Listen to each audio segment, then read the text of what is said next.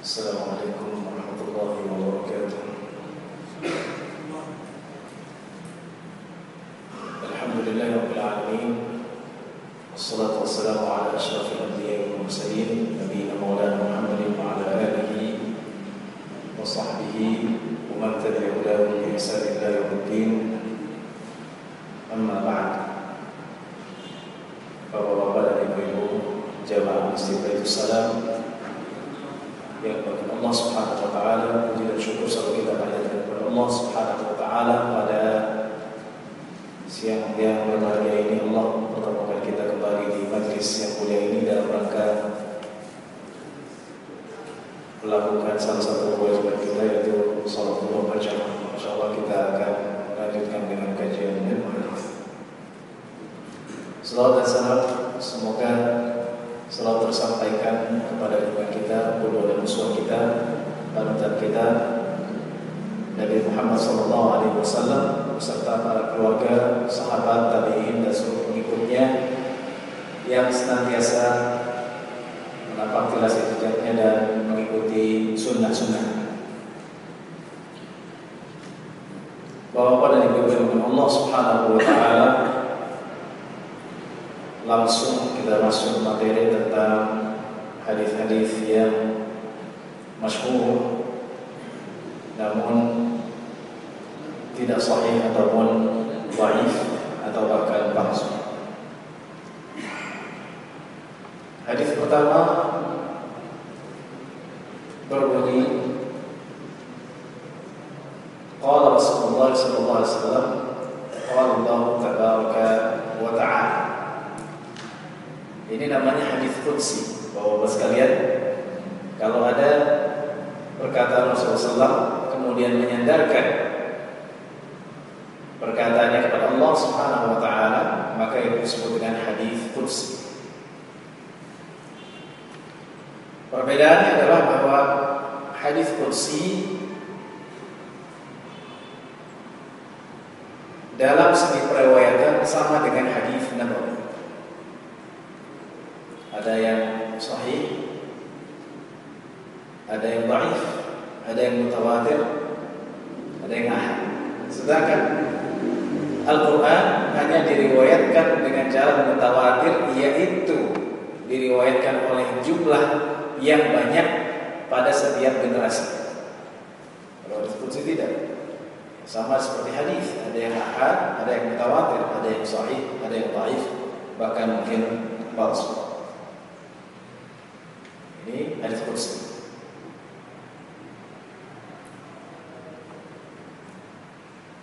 Mungkin ada pertanyaan, bagaimana membedakan antara hadis qudsi dengan Al-Quran? Biasanya hadis qudsi, perawi yaitu sahabat mengatakan fima yarwi an rabbi ta'ala, yang diriwayatkan oleh Rasulullah dari Tuhannya Allah Subhanahu wa taala. Itu mudah. Tapi di sini bentuknya qala Rasulullah SAW, qala Allah tabaraka wa ta'ala. Rasul bersabda, Allah berfirman. Maka satu-satunya jalan untuk mengetahui bahwa ini hadis qudsi atau Quran dengan teks seperti ini, kita harus tahu Al-Quran seluruhnya. Jadi kita nggak terkecoh. Nanti oh ini firman Allah, bukan. Satu. Yang kedua, kita tahu caranya adalah kalau hadis tersebut tidak ada yang menjelaskan setelahnya, baik kalangan ulama ataupun syarak, bahwa ayat ini terdapat dalam surat ini ayat sekian, maka itu hadis qudsi. Yang ketiga, bentuk daripada teks tersebut. Di sini, man lam yarda bi qada'i wa yasbir ala bala'i falyaltamis rabban siwa.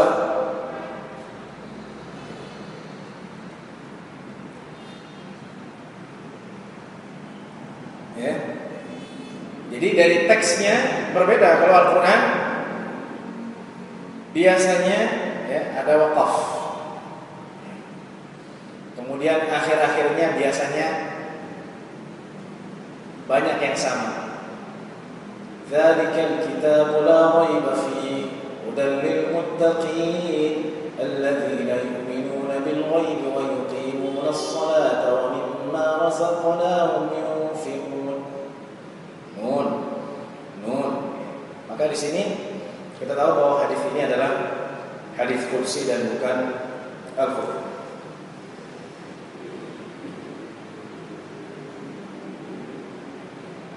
Maka di sini dikatakan man lam yardu bi qada'i wa yasbir ala bala'i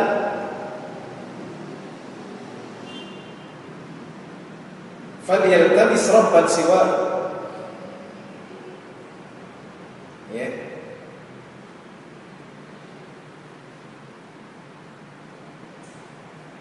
Kurang lam. Falyaltamis, carilah Tuhan selain aku. Jadi barang siapa yang tidak ridha dengan ketentuanku dan tidak sabar atas cobaanku, maka carilah Tuhan selain aku. Jadi kalau nggak mau ridha atau tidak mau sabar, tidak ridha dengan ketentuanku, tidak mau sabar atas cobaanku, maka carilah Tuhan selain aku. Ya. Dari artinya saja kita tahu, wah, nggak benar. Ini adalah perintah untuk syirik, perintah untuk mencari Tuhan selain Allah bagi orang-orang yang enggak sabar, bagi orang-orang yang tidak mau menerima ajaran Allah. Dalam Al-Quran tidak, dan juga dalam hadis Rasulullah SAW tidak seperti itu, bahwa orang kalau tidak mau bersabar atau tidak mau menerima ketentuan Allah, maka carilah Tuhan selain Allah. Itu jelas adalah suatu kekufuran. Ya. Biasanya hadis-hadis palsu itu jelas artinya menyalahi Al-Quran, menyalahi teks yang sharih, yang jelas dalam Al-Quran, seperti hadis qudsi. Hadis ini diriwayatkan oleh At-Tabarani dalam Mu'jam Al-Kabir. Ya, jadi At-Tabarani beliau mempunyai 3 buku, 3 kitab, Mu'jam, Al-Mu'jam Al-Kabir, Al-Mu'jam Al-Awsat, Al-Mu'jam As-Saghir. Mu'jam besar, Mu'jam tengah-tengah, Mu'jam sedang, dan Mu'jam kecil. Dalam Al-Mu'jam Al-Kabir banyak hadis-hadis dhaif, bahkan palsu. Ibnu Hibban dalam Al-Majruhin, Ibnu Hibban dalam kitab Al-Majruhin, ya, sesuai dengan nama kitabnya Al-Majruhin, itu artinya orang-orang yang dijarah. Dijarah itu artinya yang dinilai sebagai perawi yang lemah, yang tidak pantas untuk menjadi perawi yang terpercaya. Itu namanya majruh. Jarh itu artinya apa? Luka. Majruh, dia terluka. Jadi kalau misalnya ada satu anggota badan kita yang terluka, maka dia tidak selamat. Seperti itulah kira-kira perawi hadis. Ya, walaupun dalam praktiknya berbeda, tapi maknanya ada. Ketika seseorang mau meriwayatkan hadis, dia itu harus selamat dari aib. Dia itu harus benar-benar bersih. Dia itu harus benar-benar sehat, ya, baik hafalannya ataupun agama. Ya, jadi Al-Majruhin. Ad-Dailami dalam Musnad Firdaus, Musnad Al-Firdaus. Jadi Musnad Al-Firdaus karangan Ad-Dailami ini adalah madhan al-hadits ad-dhaif, ya, sebagai tempat hadis-hadis dhaif dan palsu kebanyakan. Al-Haythami, yaitu Nuruddin Al-Haythami, mengatakan dalam Majma' As-Sawahid, di dalam sanadnya terdapat Sa'id bin Ziyad bin Hind. Dia adalah matruk. Ya, matruk. Jadi matruk itu satu tingkatan di bawah pendusta. Paling atas pendusta, atau kita nyebutnya apa, Pak? Kadzdzab. Kadzdzab. Kadzib itu bohong. Kadzdzab, pendusta. Di bawahnya matruk. Matruk itu ditinggalkan. Kenapa? Karena dia tertuduh melakukan dusta. Bedanya apa Pak Ustaz? Sering saya sampaikan bahwa orang yang kadzab, orang yang pendusta itu, dia memang sering memalsukan hadis, membuat hadis dari dirinya. Dia bilang qala Rasulullah sallallahu alaihi wasallam, al-badhin jan dawa min kulli da. Terong adalah obat segala penyakit, ya. Ternyata yang bikin adalah tukang terong.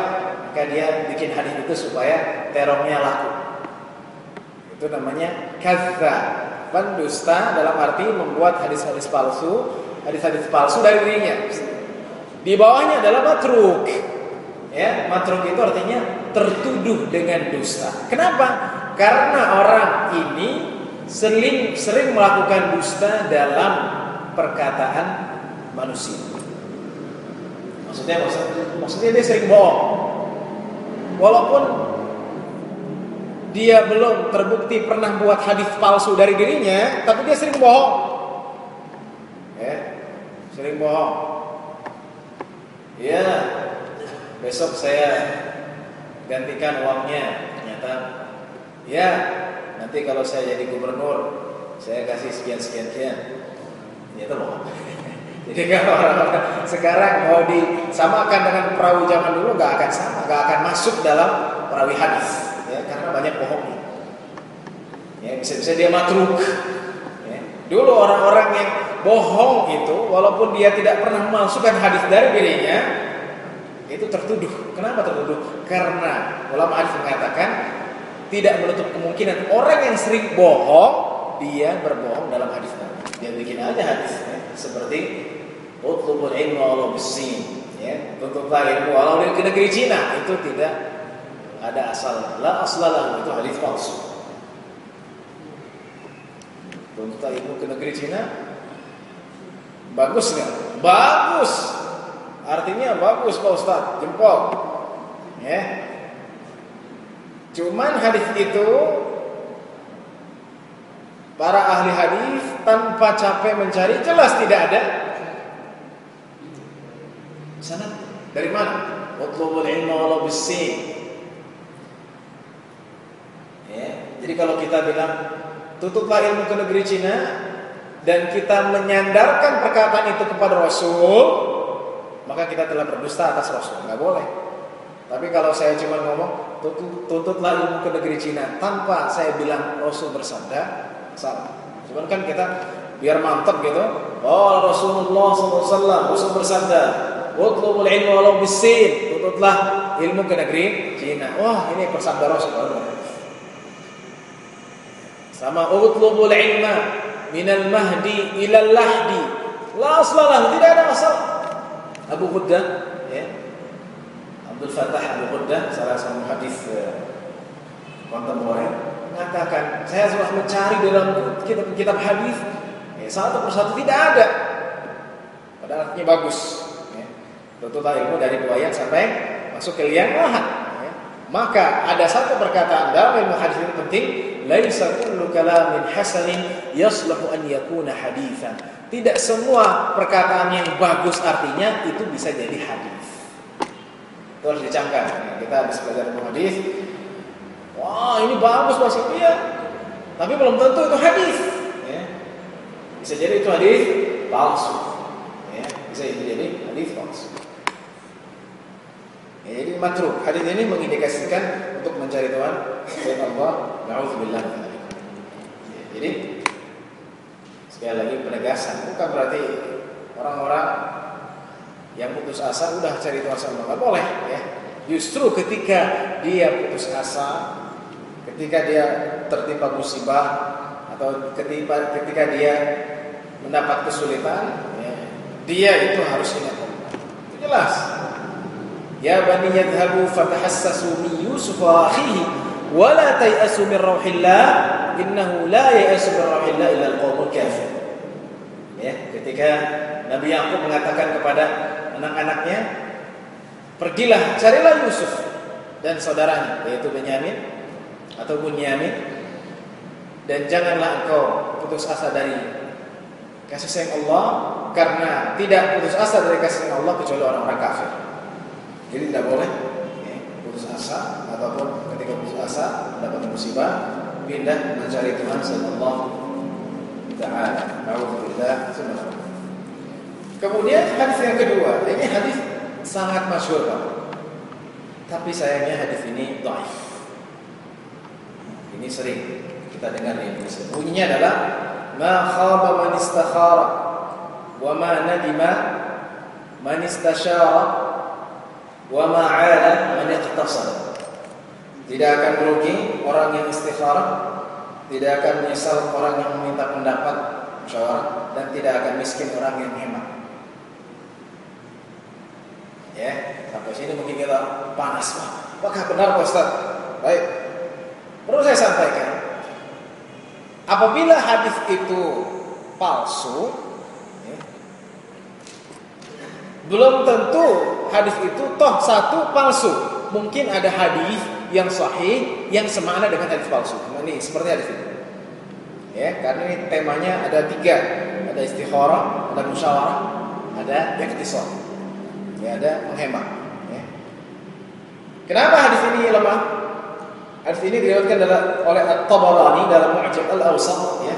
Yang tadi Al-Kabir, Mu'jam yang besar, ini Mu'jam yang sedang, dan As-Saghir.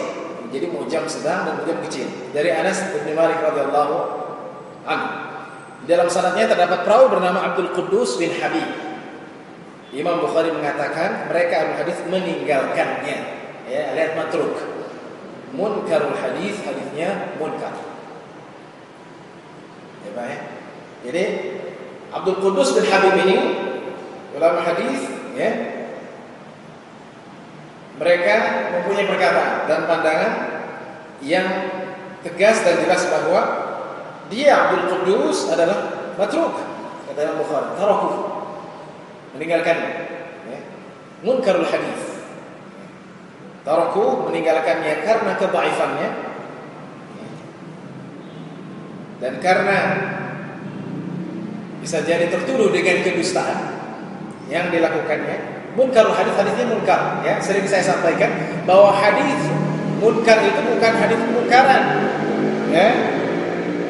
Wah, ini hadisnya munkar nih, isinya apa? Maksiat, ya, isinya minum khamar. Bukan, hadis munkar itu adalah hadis yang dimana perawinya itu banyak melakukan kesalahan yang fatal, sehingga periwayatannya baik sanadnya ataupun matannya sering menyalahi perawi lain. Itu namanya hadis munkar. Ya, jadi bukan hadis kemungkaran, hadis yang ngajak maksiat, bukan. Ya, sama seperti hadis gharib, hadis aneh. Ya, Rasul aneh-aneh, bukan. Hadis gharib adalah hadis di mana perawinya menyendiri meriwayatkan hadis itu, tidak diikuti dengan yang lain. Nanti kita akan bahas hadis sedikit tentang sholat istikharah, karena ada perkataan ulama di sini. Ya, Ibnu Hibban mengatakan Abdul Quddus memasukkan hadis atas perawi thiqah, perawi thiqah tidak halal mencatat hadisnya dan meriwayatkan darinya. Maksudnya Abdul Quddus sering buat hadis palsu, ya, kemudian dia bikin sanadnya, ya, sanadnya seperti ini, rangkaian di mana ini kita gambarkan hadis, ya. Perkataan Rasul, Imam Bukhari mau sampai ke Rasul harus ada sanad, harus ada tiangnya. Ada perawi yang sering masukkan hadis, dia bikin tiang sendiri. Ya, dia bilang an Sufyan, ya, dari Sufyan, kemudian dari Amr bin Dinar, misalnya an Anasin radhiyallahu anhu, qala Rasulullah. Sufyan jelas thiqah, ya. Amr bin Dinar thiqah, Anas sahabat, ya. Amr bin Dinar,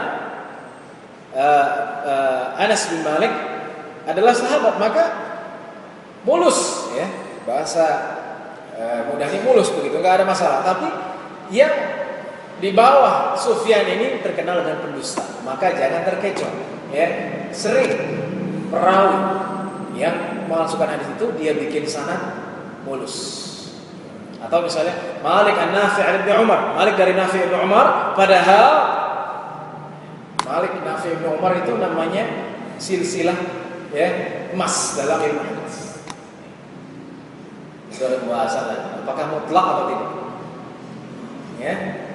Tapi di bawah daripada Malik ini perawi yang sering membuat hadis palsu, maka hadisnya palsu. Ya. Tidak halal mencatat hadisnya, juga ada sertifikat halal dalam meriwayatkan hadis. Ya. Kalau orang sering berdusta, dia tidak halal untuk meriwayatkan hadis, apalagi dia mendustakan hadis Nabi. Artinya dia bikin hadis-hadis palsu dari diri. Muslim mengatakan zahibul hadis. Zahib itu artinya pergi, hadisnya hilang. Ya. Jarh syadid ini artinya dia tercela atau mempunyai aib yang besar yang menyebabkan atau penyakit yang menyebabkan tertolak riwayatnya. Baik, tadi ada yang kita kalau istikharah bukannya ada hadis ada. Kemudian musyawarah ada. Dalam Al-Quran Allah mengatakan wasyawirhum fil amr. Ya, musyawarah dalam segala urusan. Al-amr itu artinya istighraq, semua urusan. Kemudian kalau orang yang hemat bisa jadi, tapi bukan berarti hemat tidak mau berinfak. Maka hadis ini adalah hadis palsu. Sekarang tentang hadis salat istikharah. Hadisnya diriwayatkan oleh al-jamaah, ya. Ya, Pak ya. Hadisnya riwayat siapa? Al-jamaah. Ya, di sini Bukhari, ini lafaz Bukhari. Teks Bukhari. Ya, jadi kalau hadis itu diriwayatkan oleh jamaah, bukan jamaah masjid, bukan. Jamaah itu artinya imam yang 6, yaitu Bukhari, Muslim, Abu Dawud, Tirmidzi, Nasa'i, Ibnu Majah. Ya, illa musliman, kecuali muslim tidak meriwayatkan, tidak mengeluarkan hadis ini dalam sahih. Dari Jabir bin Abdullah radhiyallahu anhu, ya, Rasulullah SAW, yang bisa dibaca Arabnya, pernah mengajarkan istikharah kepada kami sebagaimana dalam segala urusan, sebagaimana beliau mengajari kami surat Al-Quran. Jadi Rasulullah SAW mengajarkan istikharah sebagaimana beliau mengajarkan kami Al-Quran. Artinya kamu istikharah. Beliau bersabda, jika seorang di antara kalian berkeinginan keras untuk melakukan sesuatu, maka hendaklah ia mengerjakan salat 2 rakaat di luar salat wajib dan hendaklah mengucapkan doanya. Ya. Jadi kalau berkeinginan itu bukan cari jodoh doang, ya, mau nikahin anaknya istikharah. Ya, anaknya mau nikah, kamu istikharah dulu. Ya, bukan dalam segala urusan. Ya Allah, sesungguhnya aku mohon petunjuk kepadamu dengan ilmumu, memohon ketetapan dengan kekuasaanmu, aku mohon karuniamu yang sangat agung, ya, sampai akhir. Sampai perkataan ya Allah, jika engkau mengetahui bahwa urusan ini, kemudian menyebutkan apa, perjodohan atau proyek atau apapun, ya, ingin bangun rumah atau ingin apa saja, lebih baik bagi diriku dalam agama, kehidupan dan akhir urusanku, atau mengucapkan baik dalam waktu dekat maupun akan datang, maka tetapkanlah ia bagiku dan mudahkanlah untukku. Ya. Kemudian berikanlah berkah kepadaku dalam menjalankannya. Dan jika engkau mengetahui bahwa urusan ini buruk, atau mengucapkan baik dalam waktu dekat ataupun akan datang, maka jauhkanlah urusan itu dari diriku. Jadi kalau baik, dekatkan, mudahkan. Kalau jauh, ya, kalau tidak baik, jauhkan. Tetapkanlah yang baik bagiku. Hendaklah ia menyebutkan keperluannya. Itu Arabnya, ya, itu karena doa, maka baca Arab. Allahumma inni astakhiruka bi'ilmik wa astaghfiruka biqudratik wa as'aluka min fadlika al-'azim fa innaka taqdiru wa la aqdir wa ta'lamu wa la a'lamu wa ta'allamul ghuyub, sampai akhir hadis. Ya. Jadi hadis ini ketika Imam Bukhari mencantumkan dalam sahihnya, maka hadis ini sahih. Cuma ada permasalahan di sini. Jumhur muhaditsin melihat hadis ini sahih. Namun Imam Ahmad Ibn Hanbal dan Ibnu Adi dalam Al-Kamil fi Du'afa mengingkari hadis ini. Ya. Imam Ahmad mengatakan hadis ini munkar. Kenapa? Ada alasan? Ada. Hadis ini diriwayatkan lebih dari 2 orang sahabat. Di sini hadisnya dari Jabir bin Abdullah, ada riwayat lain dari Abdullah bin Umar, sudah saya sebutkan di sini. Ada riwayat lain dari Abu Sa'id Al-Khudri, Ibnu Abbas. Ya. Ibnu Abbas dan Abdullah bin Mas'ud. Jadi ada 5. Tapi hanya hadis riwayat Jabir lah yang menyebutkan sholat. Ya. Sahabat lain tidak menyebutkan sholat. Doa. Di sini sholat 2 rakaat. Sehingga Imam Ahmad mengingkari hadis. Ya. Sekarang dari mana sumbernya? Ya, kita lihat sanadnya. Oh, sanadnya. Ya. Ada seorang perawi yang dia meriwayatkan dari Muhammad bin Al-Munkadir dari Jabir bin Abdullah. Ya. Namanya Abdurrahman ibn Abil Maw'al. Abdurrahman ibn Abil Maw'al. Ya. Dia thiqah. Tapi periwayatannya dari Jabir dianggap lemah. Karena Abdurrahman bin Abil Maw'al apabila meriwayatkan dari Muhammad ibn Munkadir dari Jabir bin Abdullah dianggap tidak kuat dalam riwayat. Ya, inilah yang disebut dengan munkar, dianggap menyalahi yang lain. Cuma jawabannya adalah bahwa hadis ini walaupun sanadnya dianggap munkar oleh Imam Ahmad rahimahullah taala, tapi matannya diriwayatkan dengan jalan-jalan yang lain yang menunjukkan hadis itu tidak munkar. Jadi kalau ada orang thiqah terpercaya meriwayatkan hadis dia sendiri, itu dalam kaidah ilmu hadis ya, yang mereka jumhur muhaddisin tidak langsung dihukumi dengan munkar, tidak. Apabila dia thiqah terpercaya.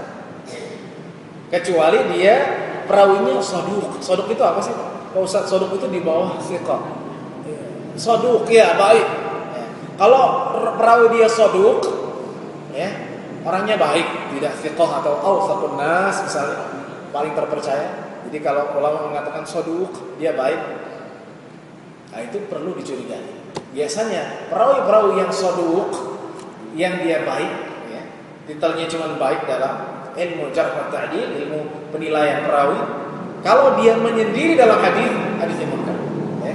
Sehingga terjawablah perkataan Imam Ahmad bahwa bisa saja sanad ini dianggap munkar menurut Imam Ahmad rahimahullah taala, tapi ternyata Imam Bukhari ya cerdas dan beliau adalah imam al-muhaditsin, tidak sembarang mencantumkan hadis karena Imam Bukhari tahu bahwa hadis ini ya diriwayatkan oleh dari banyak sahabat, kemudian juga matannya ya tidak lengkap, diriwayatkan oleh perawi-perawi, sehingga hadis ini adalah sahih. Ini penting Pak, nanti karena ada orang yang menyerang hadis dimulai dari Bukhari itu sendiri ya. Nah, kita harus belajar ilmu hadis. Atau misalnya hadis-hadis yang dianggap bukan perkataan Rasul ya. Misalnya apabila lalat jatuh kepada tempat minum kamu ya, kemudian sayapnya masuk, maka tenggelamkanlah sayap yang satunya lagi. Wah, ini dibilang ini hadis apa? Banyak. Itu syubhat-syubhat. Nanti kita akan kaji insyaallah dalam kesempatan yang akan datang ya, untuk menghilangkan syubhat-syubhat. Karena ada tuduhan-tuduhan bahwa ini bukan hadis Bukhari, itu tukang pemalsu hadis misalnya, atau enggak benar. Nah, bagaimana menjawabnya? Itu ada ya, atau misalnya hadis Radha'il Kabir ya. Radha'il Kabir yaitu menyusui orang yang sudah dewasa. Itu ada kisahnya dalam Sahih Muslim. Bagaimana ini? Apakah itu langsung dari payudara perempuan ini? Tidak. Ya, itu dijelaskan ulama bahwa di sini dengan perantara perantara yaitu dengan wadah. dan seterusnya. Itu ada. Jadi ada syubhat-syubhat yang dilontarkan dalam Sahih Bukhari. Maka kita harus bisa menjawab. Kemudian yang terakhir adalah, jadi jelas Pak hadis ini sahih bahwa sholat istikharah 2 rakaat, ya, bacanya apa Pak Ustaz? Terserah. Tidak ada ketentuan.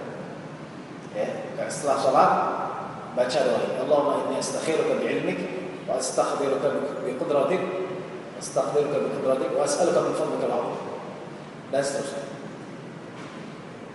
Ya. Jadi itu dalam setiap perkara. Kalau kita berazan, kita istikharah. Ya. Bahkan Imam Bukhari ketika mencantumkan hadisnya, dia istikharah. Setiap kali mau mencantumkan, kalau ada dalam Sahih Bukhari itu 7.000 hadis, ya, maka dikalikan 2 rakaat, 14.000 rakaat. Imam Bukhari salat istikharah agar jiwanya tenang bahwa hadis yang dicantumkan benar-benar sah. Tentunya dengan sebelumnya dengan penelitian dan kemudian ujian, ya, dilakukan ujian dan dilakukan oleh para jahabizatul hadis, para ahli hadis pada zamannya, diteliti, diseleksi hadis-hadis yang akan dicantumkan oleh Imam Bukhari. Dan terakhir adalah ini tentang memotong rambut. Rasulullah SAW apabila memotong rambut dan kukunya atau berbekam, beliau membawanya ke Baqi' dan menguburnya. Ya, jadi kalau gunting kuku, ya, kemudian memotong rambut itu disimpan rambut dan kukunya kemudian dikuburkan di Baqi'. Ya. Jadi bukan di rumahnya, ditaruh di mana dibuang, tapi ditaruh di Baqi'. Dan Baqi' adalah tempat di mana muslimin dikuburkan di Madinah. Orang-orang yang di sekitar Masjid Nabi Rasulullah atau Masjid Nabawi itu dikuburkan di Baqi'. Bahkan sekarang pun kita yang tahu, yang pernah ke Tanah Suci dan pernah ke Masjid Nabawi, ya, itu orang-orang dikuburkan dan di Baqi'. Dan subhanallah, Baqi' itu perluasannya cuma beberapa kali, tapi yang luar biasa. Subhanallah, Allah, itu tanah nggak habis-habis. Saya juga nggak ngerti. Setiap kali ya, habis sholat Jumat itu dimasukkan, ya, dikuburkan di Baqi', ya. Tapi itu tanah ada aja. Dan subhanallah nggak tahu itu mayatnya kok bisa sudah bersatu dengan tanah atau dengan kuasa Allah Subhanahu wa taala. Maka Baqi' adalah salah satu tanda kuasa Allah Subhanahu wa taala. Kemudian, ya, jadi hadis ini diriwayatkan oleh Ibnu Abi Hatim dan Abu Syekh Al-Asbahani dari Aisyah radhiyallahu anha. Abu Zur'ah mengatakan hadis ini batil, tidak ada asalnya. Jadi hadis ini batil, tidak ada asalnya, artinya tidak ada sanad. Dia meriwayatkan hadis ini dari kitab Al-Adab, dalam kitab Adab, namun dia enggan untuk membacanya dan mengatakan tulislah. Jadi orang yang meriwayatkan hadis ini, dia tidak mau baca hadis itu, dia cuma bilang tulis hadis ini. Ya. Dan Yaqub bin Muhammad adalah syekh itu seorang guru yang menyampaikan hadis, hadisnya sangat. Ya. Mungkin itu yang bisa saya sampaikan di kesempatan yang berbahagia ini. Semoga memberikan kita manfaat dan wawasan tentang hadis-hadis Rasulullah dan juga bagaimana membela Nabi Muhammad SAW. Sekian dari saya. Subhanallah wa bihamdihi, asyhadu an la ilaha illa anta, astaghfiruka.